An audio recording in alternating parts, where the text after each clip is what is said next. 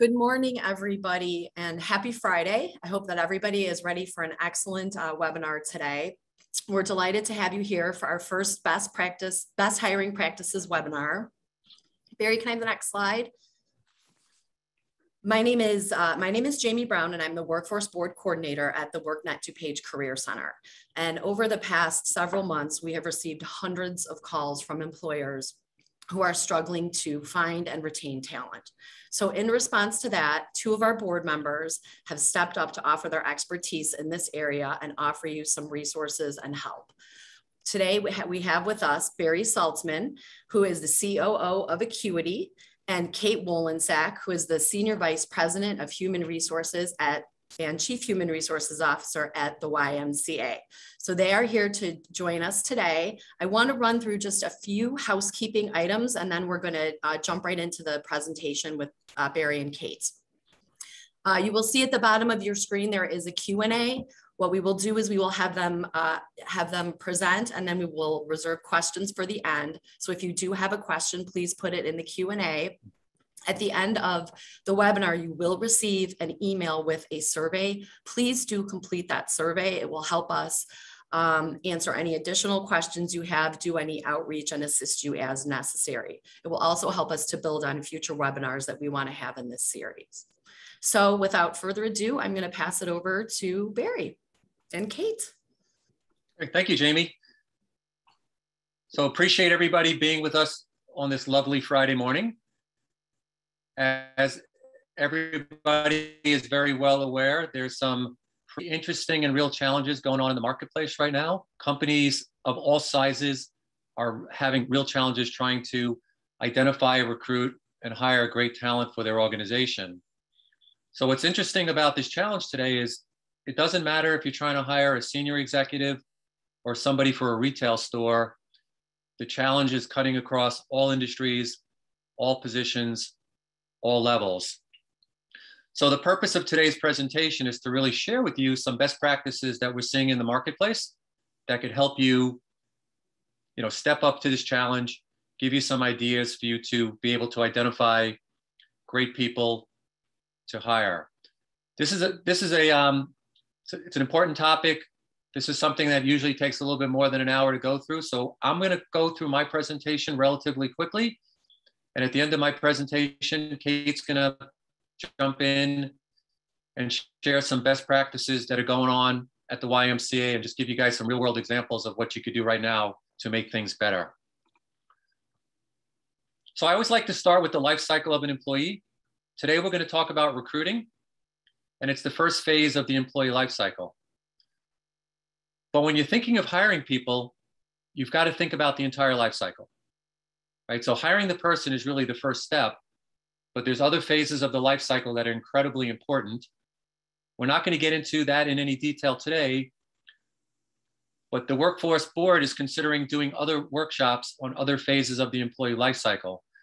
So when you do share feedback on this event today, please let us know if you would be interested in us conducting future workshops on some of these other items within the life cycle. So I always like to start with, are you really ready to hire? It's so important to think through all of these issues when you're about to make a hire. It's a huge investment. Hiring people, training people, onboarding people costs a lot of money. And the goal is to help you hire the best people, but to also retain the people. So if you're about to hire people, think about the entire life cycle. How are you going to onboard them? Who are they going to work for? How are you going to manage them? You've got to develop training and coaching programs for them. You also want to think about the social impact of the recruiting process. Because of social media today, if you're interviewing people and you do not give them an incredible experience during the interview process, they could leave notes out on social media, talking about your organization. So everybody wants to hire people. Are you really ready to hire people? Are you ready to step up and do all the work from beginning to end? What's interesting in today's marketplace, it's very similar to the real estate market. It's supply and demand. If you're going to hire somebody, you've got to act quick. If you snooze, you lose in today's market. I've recently interviewed people, and within 24 hours, they've gotten 3 other jobs from the competition. So we're going to talk about some ideas today, but speed and timeliness is absolutely critical if you want to hire the best talent. So this is a great chart. What do new employees really want?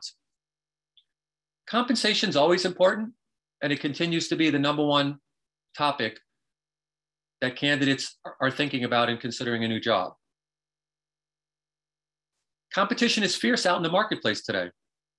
So if you're looking to hire people, you have to really think through what is the right compensation plan, how much money are you going to pay them, and can you be competitive in the marketplace? At my company, we started to institute signing bonuses. So to get people to come on board, we're putting signing bonuses in front of employees to entice them to want to join our organization. We know we're competing with larger companies that are offering more money, so we have to do something compelling to attract them to our organization. Professional development is incredibly important, particularly for the younger generation. They want to be trained, they want to be developed, they want to know that your organization is going to help them grow to another level. So we want to talk a little bit about coaching and development programs to make sure employees are continuing to grow and prosper in their career. Work-life balance, it comes up in every single interview I do. Everybody I talk to, will this be a virtual job? Will it be hybrid? Do I have to come to the office? So make sure you think through the work-life balance. And there are some organizations where it's very difficult and challenging to work remotely and in a virtual environment. But there are some positions and organizations where the virtual workforce works extremely well. So think about that as you're putting together your hiring plan.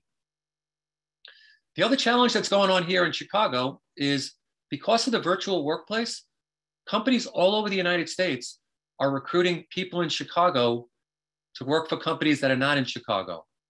So the size of the market is shrinking in terms of the available labor force that's out there.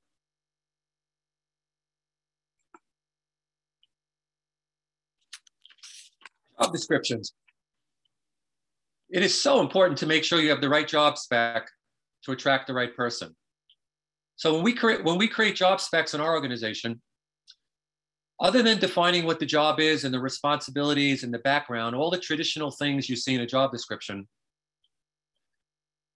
make sure you're really describing the profile of the person you want to hire. So if you're looking to hire somebody, say, for sales, and you want somebody with an outgoing, charming personality, put that in your job description. The job description should be more than just the definition of the tasks and the responsibilities. We want to talk about what type of person do we want to hire. If you're going to be working with a recruiter, or if you're working with an internal HR group within your organization, clarity is critical. So you can't hire unless you know exactly what you're looking for. The job description has got to be spot on. After an employee starts their job,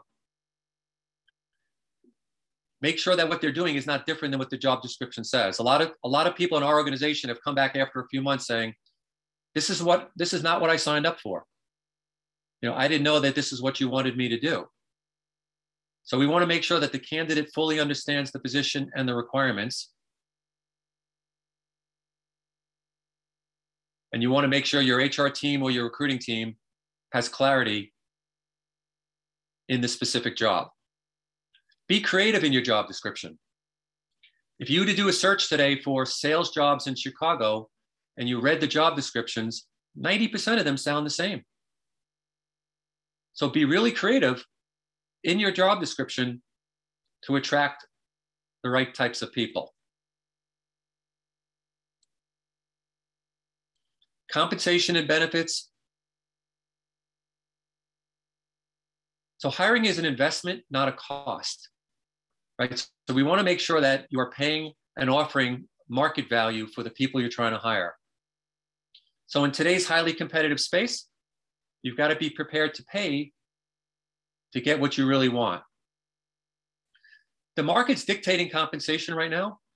So a lot of organizations will say, well, I only pay $45,000 for this particular position, but if the market is offering $70,000, you've got to be prepared to step up and compete with the marketplace. I don't recommend that you have to pay what the market's paying, but you've got to be aware of it and be able to offer other benefits as well, in addition to cash compensation or bonus compensation, to attract the right people. Many studies have been done on how much it truly costs when you lose an employee. So whether it's half of the person's salary or 2 times their salary, it's extremely costly to lose an employee in terms of real dollars, but it's also very costly in terms of the impact to the company culture. So we want to make sure that we're compensating people properly, we're building the right benefits to be able to attract the right people and to retain them. This is also a great time to take a look at your benefit package. Are your benefits today current with the market conditions? As we get closer to the end of the year and many companies are renewing their benefits for 2022, take a look at your current benefits and ask yourself if they're relevant to what's going on in the marketplace. We also want to make sure that you're addressing the whole virtual and the hybrid workplace. Depending on your company and the types of jobs you're hiring for, it might be necessary to create a hybrid or a virtual workforce. Training reimbursement, tuition reimbursement, coaching. So it's a great opportunity to build, awesome and relevant benefits to attract the right people into your organization. At my company, what we're doing today is we're going through an exercise today of figuring out the total cost of an employee. So when we hire somebody, we analyze all of the costs of what does it really take to get an employee, how much does the company pay? And when we go through the interview process, we share with the candidate the investment that we're making in them to help them make them successful. Once you have the right job description and you've thought through your compensation plan and benefits, now we've got to go out and start interviewing people. We've got to humanize this process. So there's so many companies out there today that put employees through an interview process, and it's very bureaucratic, it's very slow. Think about the experience you're creating for your candidate. We want to have a plan. You don't want to wing it. I also recommend a scorecard. If you're going to be interviewing 5 or 6 candidates or 20 candidates for a job, as you're going through the interview process, create a scorecard so that you and members of your team could kind of rank and score the candidate based on the criteria that are important to you. I know today in my organization, I'm interviewing sometimes 10, 20 people for a position. And after I interview them, I've got to make a big decision. It's hard for me to remember everything about that particular candidate. So I go back to my scorecard to help me understand how this person ranked versus the other candidates. I also recommend that you have strong, relevant questions to ask in advance. So if you're interviewing someone, have the right questions, challenge them, make them think. Don't go into an interview just winging it, asking whatever questions come to mind. There are some wonderful tools out there using video. So if you're going to be interviewing lots of people, you could interview the candidate using a video tool and save that so that later on you can go back and watch the interview to see how the candidate did. And you could also share that interview with other members of your team that could also watch the video. So everyone on your team doesn't have to spend time interviewing candidates. You could leverage some technology that'll help you do that. We use a lot of assessments in our interview process.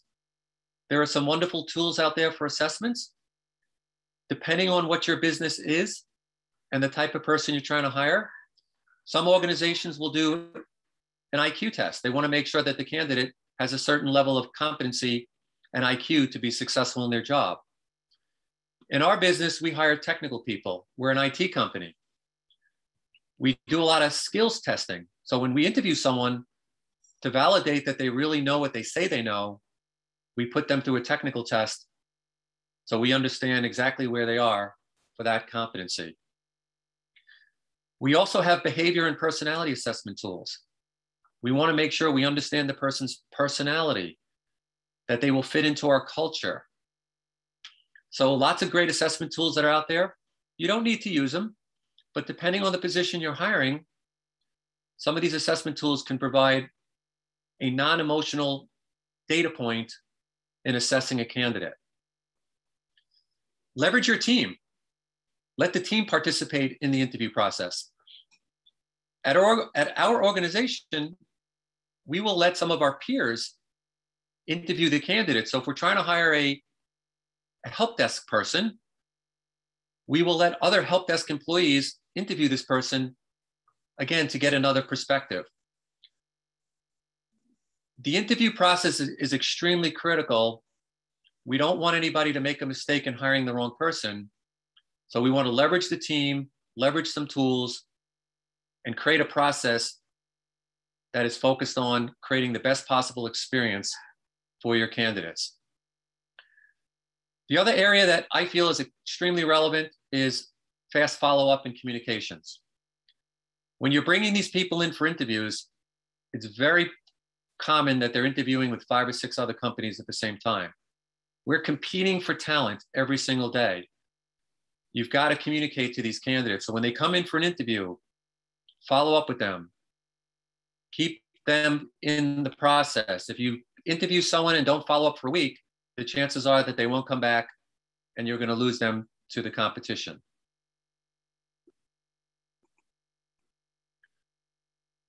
So we'll talk a little bit about assessments. So I like to think about my employees from the perspective of, wouldn't it be nice if I actually had a manual on my employees? How cool would it be if I had a document that told me everything I wanted to know about my employee? How they communicate, how they solve problems, how they handle stress, how they work in different types of environments. So again, there's tools out there that will tell us how people are going to behave. As I'm interviewing people, I'm getting to meet them during their first impression, but many times after I interview someone, 2-3 months later, they turn into a very different person than what I thought I saw during the interview.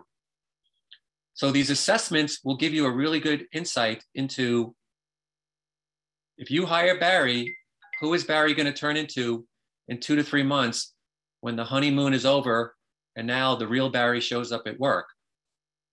So again, depending on the types of people you're hiring and the level of people you're hiring, some of these tools could really help you understand the person better and mitigate the risk of a bad hire.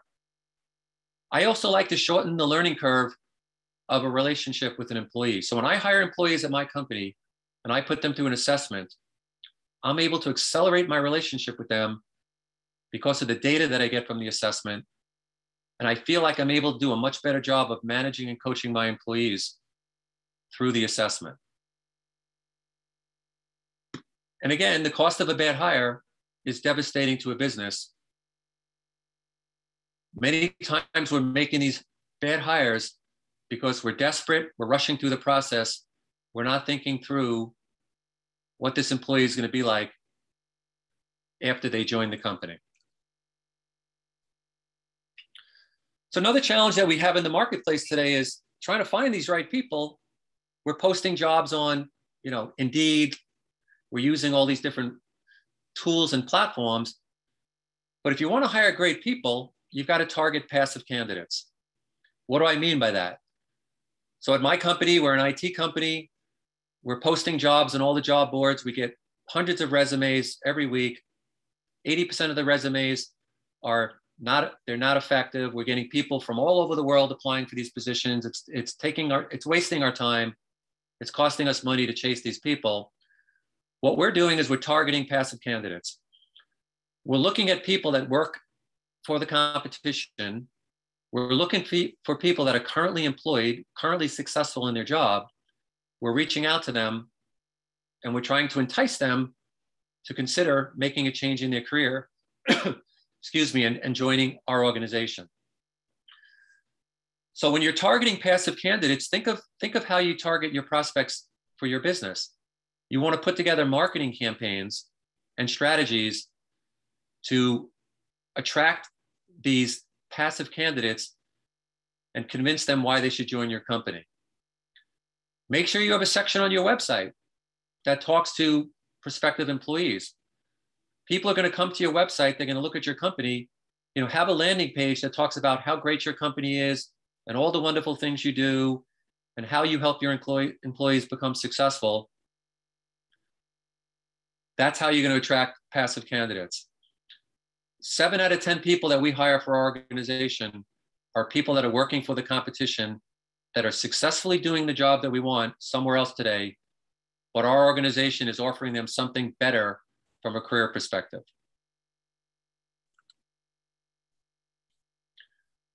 Culture has been one of probably the most overused words in our industry over the last 3 to 5 years, but does it really matter? Absolutely. So your organization, your culture is going to be what drives people to want to come work for you. Many organizations have values posted up on their wall. So during the interview process, you want to really talk about your company's culture, and you want to make sure when you're interviewing this candidate that they're going to fit in well to your culture and meet your values. What we do in our organization is we actually reward and recognize people for adherence to our core values. So when we're reviewing our employees, we review them on their performance and we review them on how they adhere to our core values. Today, when we're interviewing people, we're making very hard decisions on whether we think that person is going to be a good fit for our culture. Unfortunately, we have to turn away people that have great skills and great experience, but their personality and their style is not going to be a good fit to our culture. If your culture is a competitive culture, let's assume you're trying to hire salespeople and your sales organization is extremely competitive. Talk about that competitiveness during your interview. Again, make sure the candidate is a good fit for the culture. I'm a big believer in training and development. Every single person that works for our organization is put through a very formal training and development program. We also include coaching. So every one of our employees, whether you're a help desk technician, an administrator, or you're the senior vice president of cybersecurity, every person in our organization is assigned a member of the leadership team for coaching. So our leadership team spends time working with all of our employees from a coaching perspective. It helps us better understand our employees, but it also helps our employees feel more connected to the organization. So in addition to technical training, provide coaching on time management, communication skills, effective listening, objection handling. And you don't have to use an outside resource for coaching. You could ask your leadership team to spend 30 minutes a month with an employee and provide some coaching and development. The feedback that we've gotten from our employees has been they really enjoy the opportunity to sit with the executives in the organization, go through the coaching process. It makes them feel really connected to us as an organization. So again, I'm a big believer in coaching and development. You're hiring these people. They want to be groomed. They want to grow. Don't just throw them into the job and ask them to do their tasks from 9 to 5. Put some programs in place to develop them. So after you've hired the right person, they've got to be onboarded. This was the one gotcha that was really killing our organization a few years ago. We were hiring what we thought were great people. We brought them on board. We'd give them, the complimentary day or two of training. We'd ask them to do their job, and all these challenges would come up. So last year, we took onboarding real seriously, and we put together a very thorough 90-day checklist for onboarding. When an employee starts in their new position, we put them through this onboarding process and we involve the entire company. So the hiring manager, all of the departmental managers, other key employees in the organization get to participate in the onboarding process. I'm trying to accomplish a few things here. One is I want this employee to feel really comfortable and feel like the job is, you know, a family to them, community to them. We want them to feel like they're part of something big. So by getting them to meet with all the other folks on the onboarding process, they feel very well connected during this process. We also assign them a buddy. So while they're going through the onboarding process, they've got somebody in the organization they can go to other than management for any challenges that come up during the day. We spend a lot of time introducing our core values and our culture to the employees. We want to make sure our employees fully understand exactly what we mean with our core values. So at our organization, we have 3 core values. It's we care, we're accountable, and we produce results. So we spend time with these candidates talking about what do we mean by we care? You know, what do we mean by accountability? What do we mean by produce results? And again, we want to make sure that the candidate understands what our core values are and that we feel that they could be a good fit to our organization.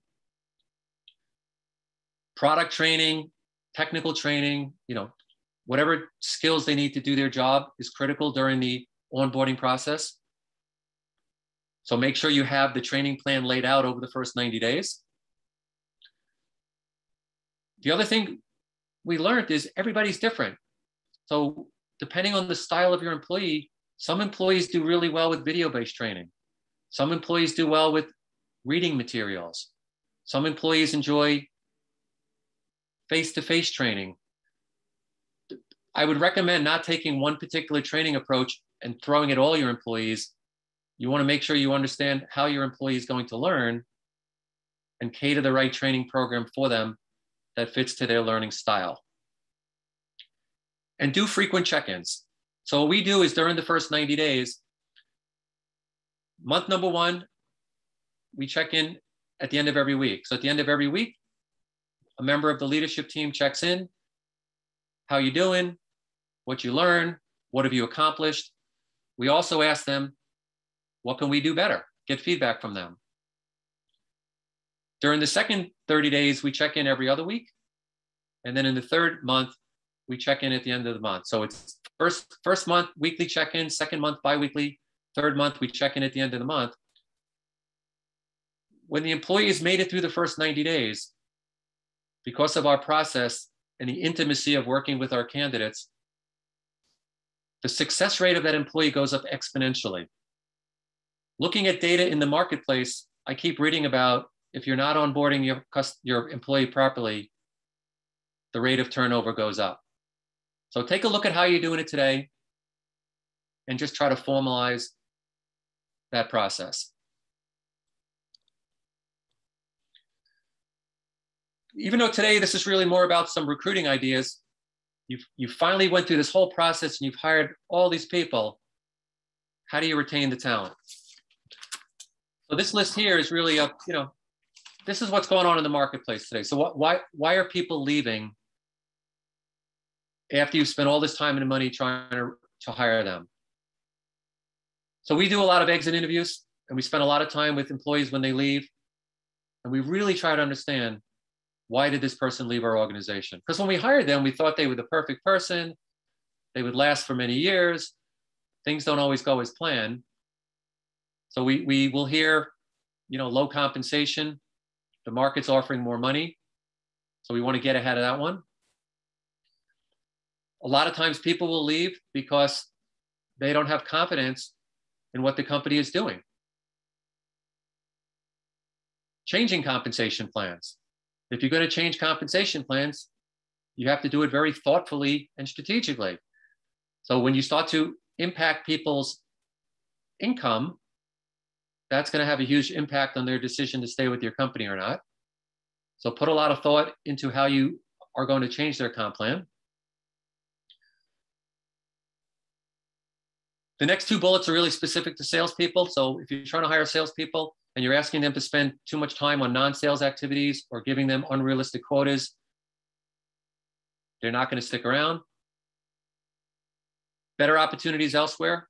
The market's hot right now. So pay attention to what the market's showing us and respond to that within your company. Lack of confidence in leadership. If the leaders are not doing a good job, if management's not doing a good job, the employees are not going to want to stick around. I like to say that people don't leave companies, they leave their managers. So most of the time when people are leaving, it's something going on between them and the relationship with their direct manager. It's not so much the company. Keep a close eye on the relationship between your managers and your new employees. Not getting recognition. If you've got people in your organization, develop programs for recognition. People like to feel like they're important. People like to feel like they're part of something. Not getting good coaching, not getting professional development, and a dysfunctional company culture.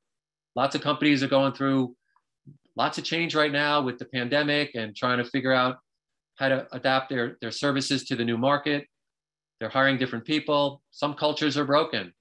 So if you feel that your culture is not optimized, it's going to be hard to retain these employees. So covered a lot of material here. Just kind of quick snapshot. The things that are really, really important to me are make sure that you are over communicating during the process of trying to hire people. If you finally get somebody on the hook that you think is going to be good for your company, act quickly, move quickly. Don't leave somebody hanging for 3 to 5 days, because during those 3 to 5 days, they're talking to your competition potentially, who's doing a better job of honeymooning them and making them feel like they'll be a better addition to their team. So Kate's going to be up next, and what Kate's going to do is she's going to share some best practices of what she's doing at the YMCA and just give you some real world examples of things that you could do right now to improve your recruiting practice. So Kate, I'm going to turn this over to you. Thank you, Barry. Thanks everyone for joining us this morning. A little bit about where I work and about the YMCA. I'm with the YMCA of the USA. We're the National Resource Office for 2,700 YMCAs throughout the United States. We serve about 22 million people a year, 10 million children under the age of 18. If you have your Y story, you're familiar with the Y from its swimming programs, its campgrounds, its gyms, a lot of programming. But our mission has always been to serve our communities in youth development, healthy living, and social responsibility. And as you can imagine, COVID kind of put a damper on that, as it did for everyone. It was difficult to do. We didn't have our pools open, our campgrounds, our gyms. We could not continue programming. But what we did offer was essential childcare for essential workers. We offered thousands of food programs throughout the country to those who needed or were underserved. We facilitated community conversations on racial equity and social justice. We did wellness checks. We opened our doors to students who didn't have a school to go to but needed a safe place or connectivity. And we too are recovering with less staff. So much like many of you, we had to do some cost reduction. And today I thought I would just share a few ideas of how we approached this. So again, I'm with the National Resource Office. I do not have a gym or a swim, but this is for our office as well as those YMCAs that do serve the community. We had a cost reduction effort like many of you. Maybe you had some furloughs, maybe you had some downsizing and you had to let go of some staff.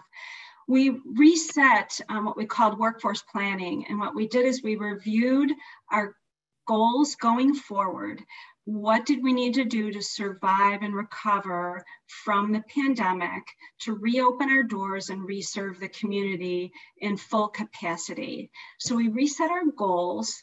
And then we determined with the staff that was remaining, what resources and people do we need to deliver on those reset goals? And it's in 3 categories, and maybe a lot of you have done this as well, but hopefully you walk away with one idea. We call it the build, buy, and borrow approach. So building, this goes to what Barry talked about in your foundation. Promote people. You have a current workforce. Is there someone with a skill set that you had hired for a specific role, job, or function that actually brought more to the table than you were using? We know when we look at a resume, we're pinpointing that resume for the specific job and job description. But I think you'll be surprised if you go back into your own workforce, there might be someone that you can promote or develop. And they're willing to do that now. They're willing to step up and learn something new. Will that mean more compensation for them? Probably, it might, but it could be on a permanent or temporary basis. So one of the things we did is we re-looked at our current workforce and said, who has the capacity to take on more? Who has the skill set that we can promote and or develop for a future role?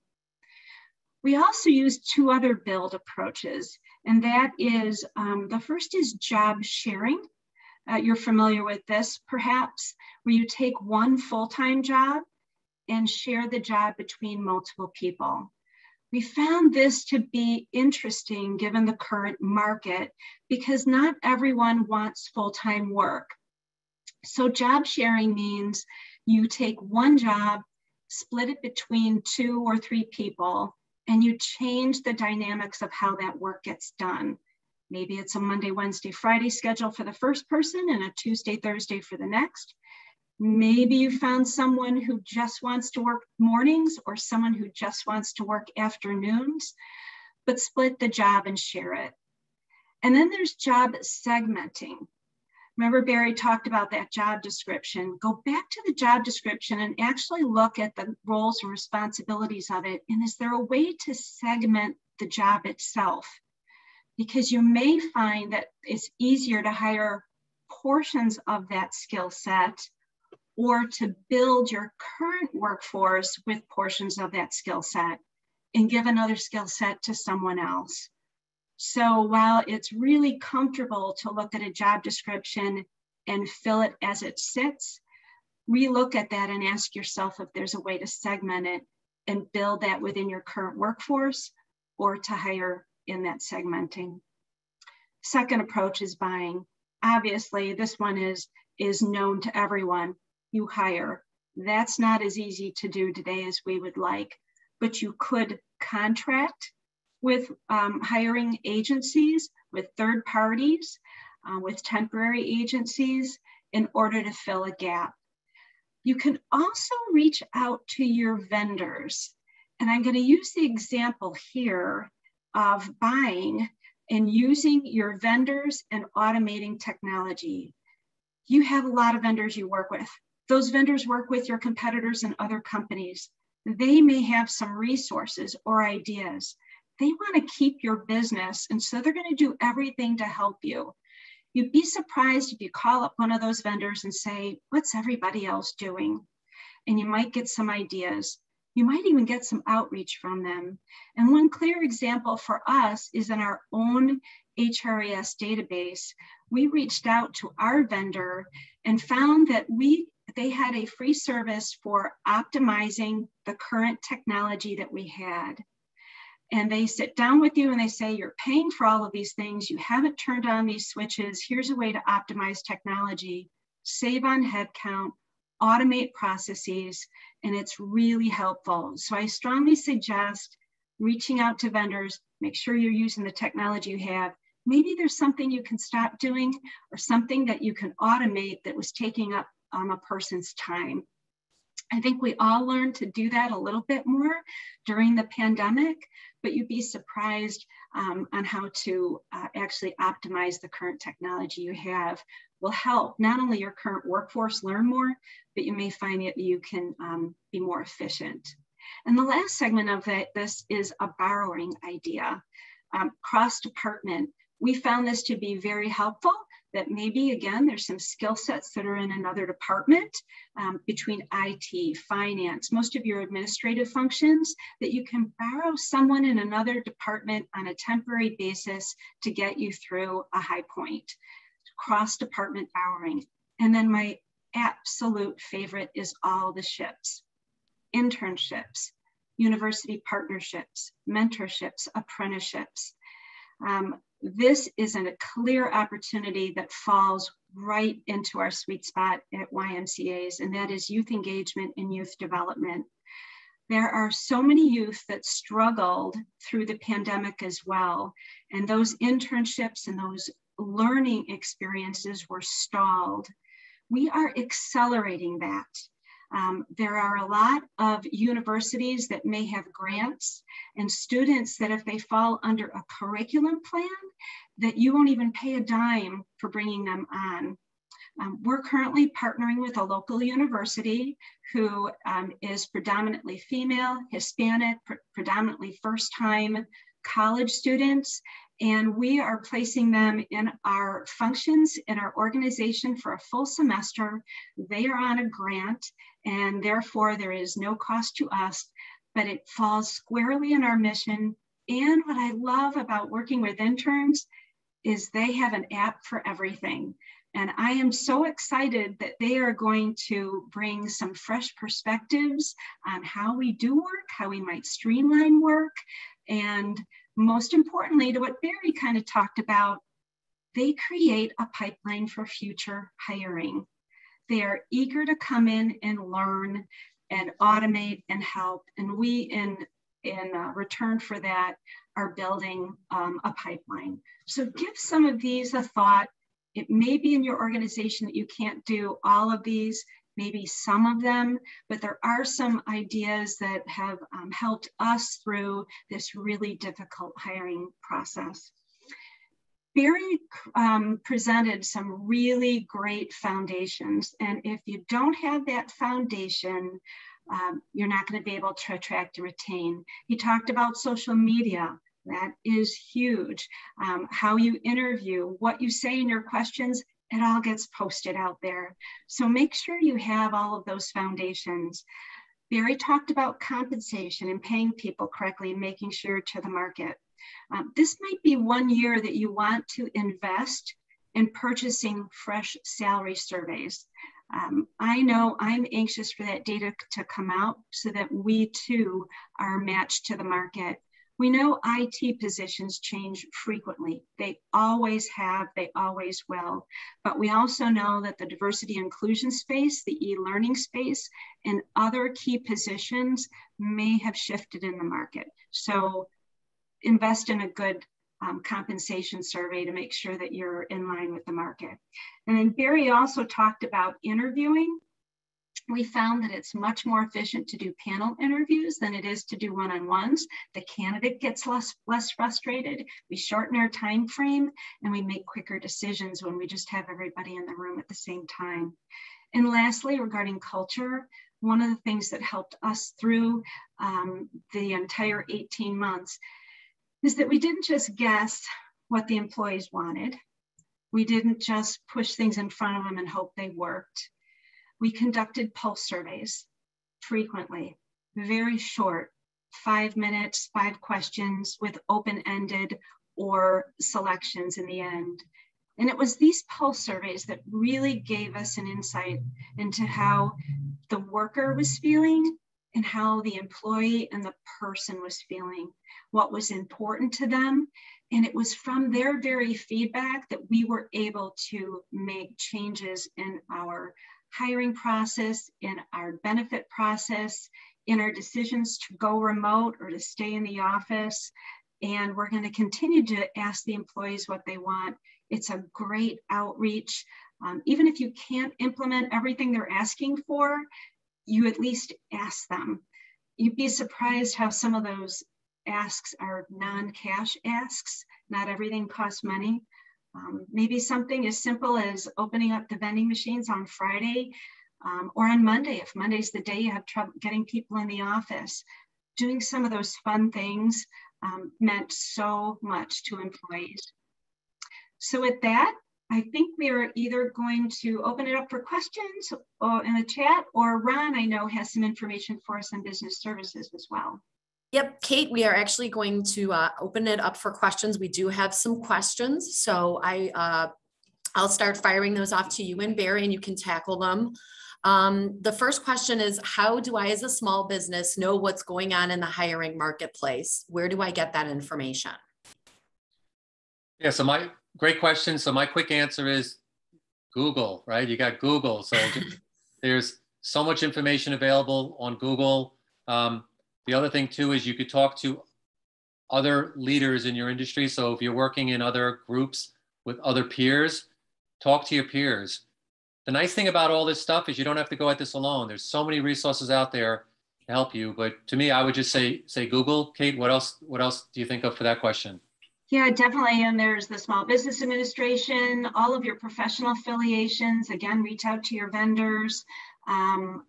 There's BLS data, if it's regarding compensation, what's happening in the marketplace.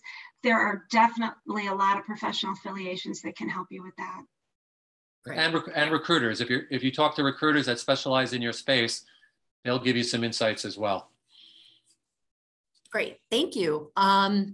Next question, where do I find the employee assessment tools? I don't have an HR professional being a small company. Can I use these tools effectively without an HR background? Yeah, so again, there's so many different assessment tools depending on what you're looking for. If you're looking for IQ versus technical versus personality, again, you could do a search. You know, there's tools like DISC and Myers-Briggs, and there's a myriad of tools out there. You know, we could possibly send as a follow-up to this, we could send a list of some popular tools that are being used in the marketplace. Kate, what are your thoughts on that? Yeah, exactly. You want a third party to do it. That will make it unbiased. And so I would definitely say, Barry, we can put some tools together and some resources and make sure that's available. Great. Okay, great. Next question. I've never used a scorecard. What format do you suggest? What items do you score specifically? Yeah, Kate, I'll let you go first this time. Thanks. You want a scorecard that actually is follows the job description and the job that you're looking for. So make sure that I usually take the pieces of the job that I want to specifically assess for, and then the competencies Barry mentioned, make sure culture is important as well. So you put those that are required and a rating based on 1 through 5 or 1 through 10. Again, Barry, I think that is something we absolutely can create and put in a resource for the callers today. Yeah, okay. Yeah. So what I do at my company for that is I use Excel, keep it simple, mm-hmm. and I come up with 10 criteria.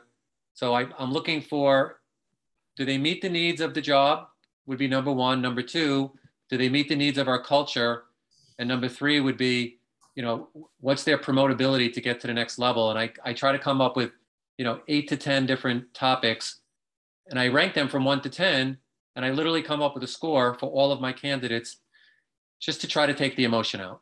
But Kay, we could definitely create a spreadsheet and share it with the group. Great, thank you. Many small businesses today, less than 50 employees, are aware of their culture. How do I learn to define the culture of my business if I do not have something already in place? Very carefully. Yeah, so my opinion on this is if you have core values, right? The core values are really helping you define what behaviors do you want within your organization.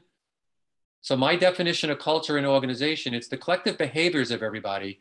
So if you don't have a real clear culture defined, take a step back and look at some of the core values. What are you looking for? You know, accountability, trust, collaboration. And once you define those core values, translate it into behaviors, and those behaviors start to form a culture. And culture is a big one. So Kate, why don't you, I know you're doing a great job at YMCA. Yeah, so we have core values as well, and we use those in our interview process. But how we test for those is we do an organizational health survey every other year. And we ask questions specific to how are we doing in our values. And not only for colleagues and coworkers, but specific to the leadership team. How is the leadership team working on those? So you really get a pulse when you ask your organization specific questions regarding behaviors and culture. And we do that every 2 years in our org health survey. Great. And I mentioned during my piece that we measure performance and we measure adherence to values. We use a tool called Threads Culture. It's a small company out of Iowa. And we're constantly measuring our employees' adherence to core values. And it's really interesting looking at great performers, but bad for culture. Those are interesting challenges within an organization. We also include those competencies, behaviors in our performance review. So it's 50% how did you do on your goals, 50% how do you perform on our cultural competencies. So to make sure that people realize that if they get 100% of their goals done, but they're stepping on everybody to get those done, that's not success. Yep, great. Okay. Somebody also comment, how do you schedule these non-production activities around the work that is done day to day? Kate? Yeah, so I understand in a production environment where productivity and time is important, but I think investing in some of that, either in the front end, and I've worked in many, many union environments and manufacturing environments, carving time out at the beginning or the end of the day will actually increase your overall productivity. It'll reduce your turnover. If you make that investment, it won't harm productivity as much as you think. It'll actually help in the long term. Every time you replace someone or have turnover or hiring, it's lost productivity because you have to train somebody. So I always thought it was worth the investment to have some team huddles in the morning or in the evening. Okay. Ron, I think we are done with the question and answer period, so I'm going to pass it over.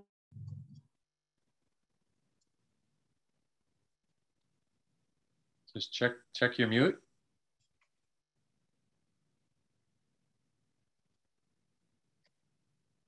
Hey, Ron, if you're speaking, we can't hear you. There you are. Hey, thanks, Barry. Hello, everyone. I'm Ron Schleger, Business Services Manager here at WorkNet DuPage. I know some of you on the webinar today, business services. We've called on certain companies. We've done certain programs with you. So I just want to thank Kate and Barry today for the great presentation, a lot of good information about hiring and retaining individuals. I do talk to companies every day. I speak with some of you that are on the call today. I get it. It's not an easy time at all by any means. People have to be creative with as far as hiring and things. I think there's some good takeaways from what was said today. So there's one thing I think I need to say though, is I understand everyone's pain right now, let's say, but this won't last forever. So it will hopefully, pass like everything else does. But again, we have to adapt to the situation at hand right now. So I think, again, very informative webinar. So also just want to let people know that the Workforce Board and WorkNet DuPage here, we are committed to helping out companies in any way possible. That being us coming out and visiting with you, talking with you, helping you out.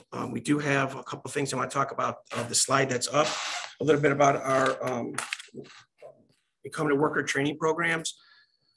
So as Barry mentioned, Kate mentioned, so you do want to retain some of your workers. We have training grants up to $25,000 to train the existing workforce.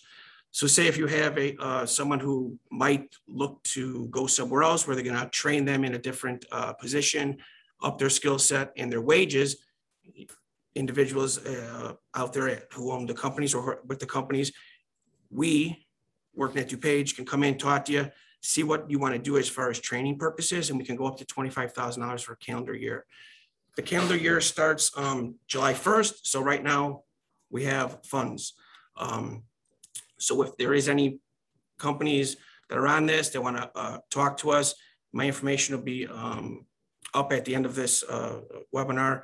Please call us. I have a great staff. We can come out, assess your situation, see how we can make the income to worker training grants work. That's one of the programs we have. We also have on-the-job training, meaning we could pay up to 50% of a job seeker's wages. That is very specific as far as you cannot hire the person and then call me and say, Ron, I have someone great, I want to train them. All this has to be done prior to you hiring someone.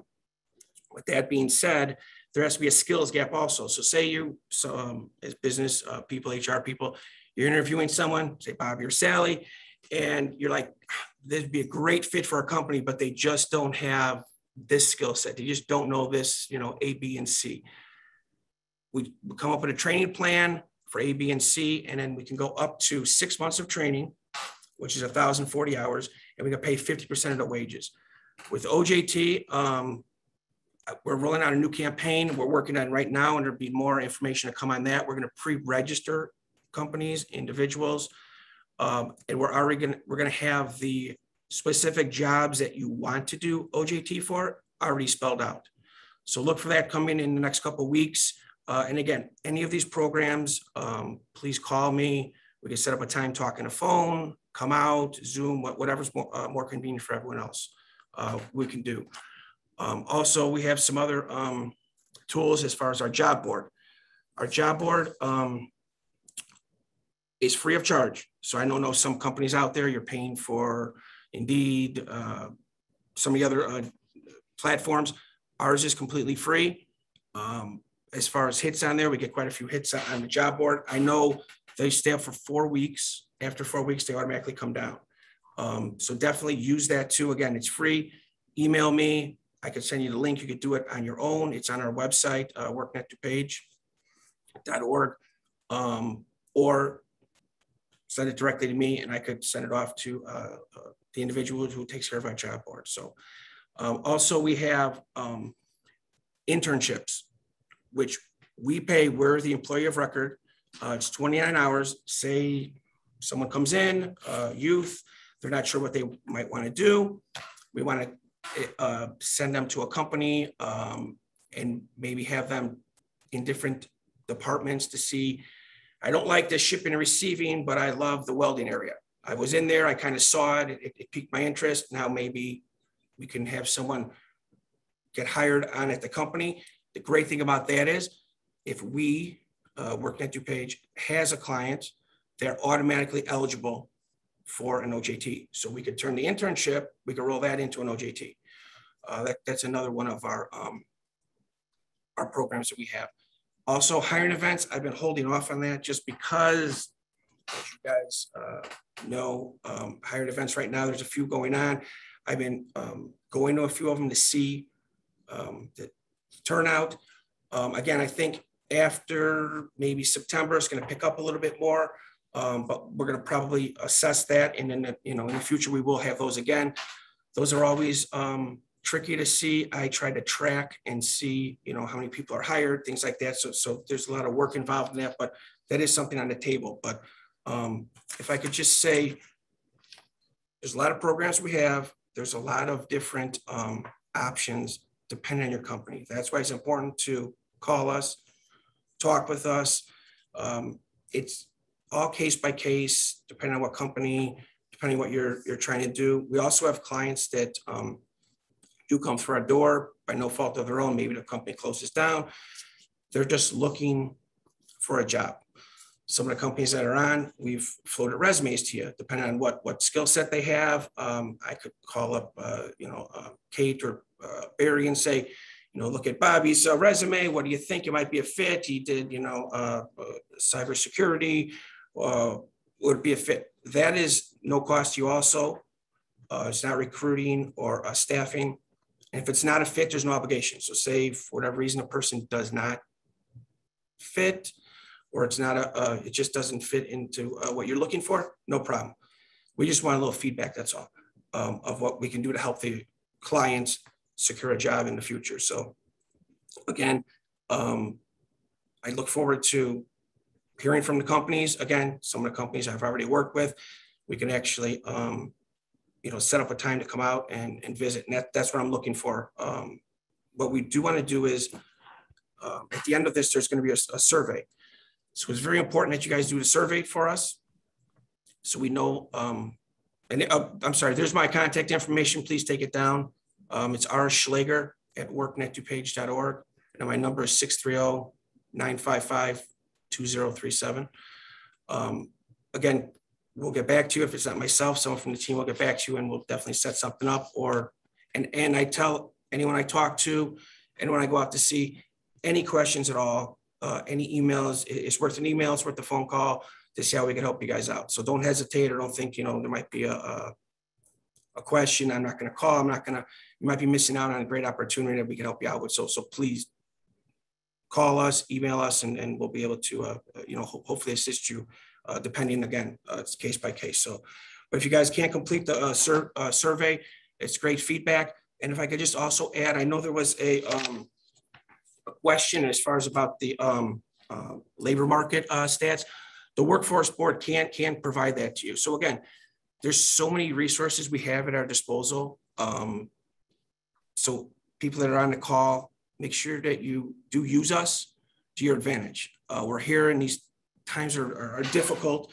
So any way we can help you guys out, we're here to help you out. That's what our job is. So definitely phone calls, emails, whatever cases. If I don't know something, I'll hand it off to someone else who can help you out. So we are here as a resource for you. So that's why I try to tell the companies I talk with, think of us as a resource. We're to help you out. Can we help you out in every aspect?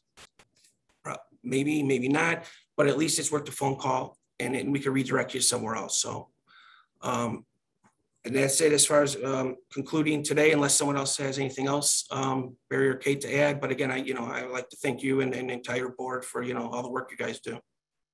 I want to thank everyone for attending. Thank you to all the folks at WorkNet DuPage for helping to pull us together. And have fun with this process. Might as well enjoy it. Definitely. Thanks everyone for attending. Thanks for the invite. Okay, thanks. Everyone have a good weekend.